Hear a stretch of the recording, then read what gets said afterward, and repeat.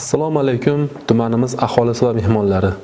Davlatimiz rahbarining 2025-yil 3-yanvardagi 2025-yilda respublika mahallalarida xavfsiz muhitni yaratish va huquqbuzarliklarni barvaqt oldini olish tizimi samaradorligini yanada oshirish bo'yicha chora-tadbir to'g'risidagi PQ1 sonli qaroriga asosan 2025-yilda har bir mahallada huquqbuzarliklarning barvaqt oldini olish ustuvor vazifa etib belgilandi. Hamda bu borada yangicha ishlash mexanizmi hayotga tatbiq etildi. Yangi O'zbekistonda huquqbuzarlik va jinoyatchilikka qarshi kurashish umummilliy dolzarb vazifaga aylantirildi. Jinoyatlar uchun jazo muqarrarligini ta'minlash qanchalik muhim bo'lsa, ularni keltirib chiqaradigan sabab va omillarni bartaraf qilish, tumanning har bir ko'chasida, bozorida, jamoat joylarida xavfsiz muhit yaratish choralari ko'rilmoqda. Biroq tegishli chora-tadbirlar amalga oshirilgan bo'lsa-da, ayrim turdagi jinoyatlar sodir etilmoqda. Xususan, joriy yilning sentyabr oyida jami 55 ta jinoyatlar qayd etilgan. Shundan 11 tasi yoki 20% ni oldini olish mumkin bo'lgan jinoyatlarni tashkil qilib, tumandagi kriminal vaziyatga bevosita salbiy ta'sir ko'rsatmoqda.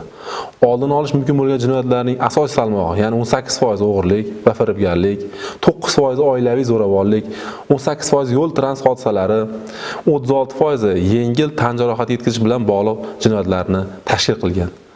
Shundan o'g'irlik jinoyatlarining 23%, firibgarlik jinoyatlarining 20% axborot texnologiyalaridan foydalangan holda sodir etilgan.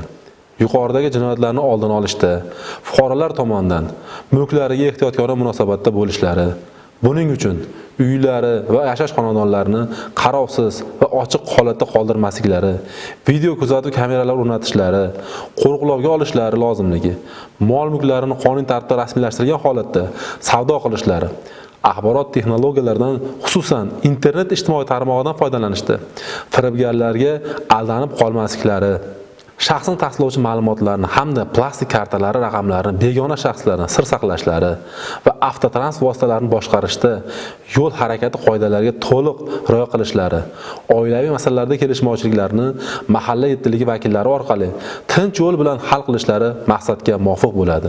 Hurmatli qo'shtepaliklar, jinoyatchilikka qarshi kurashishda prokuratura organlari ko'mak va hamkorlikda jinoyatlarning har qanday ko'rinishiga chek qo'yishga kafolat beradi.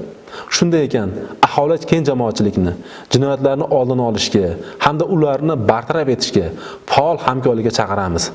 Zero sodir etilayotgan jinoyatlarning fosh etilishi va oldini olinishda xalqimizdan mas'uliyat, tashabbuskorlik hamda daxldorlik hissi bilan yondashni so'rayman. Shuni yana bir bor alohida qayd etamanki, jinoyatning har qanday ko'rinishiga tezkor ravishda munosabat bildirishga, jinoyatga qo'l urganlarga nisbatan jazoning muqarrar ta'minlanishiga shaxsan kafolat beraman. E'tiboringiz uchun rahmat.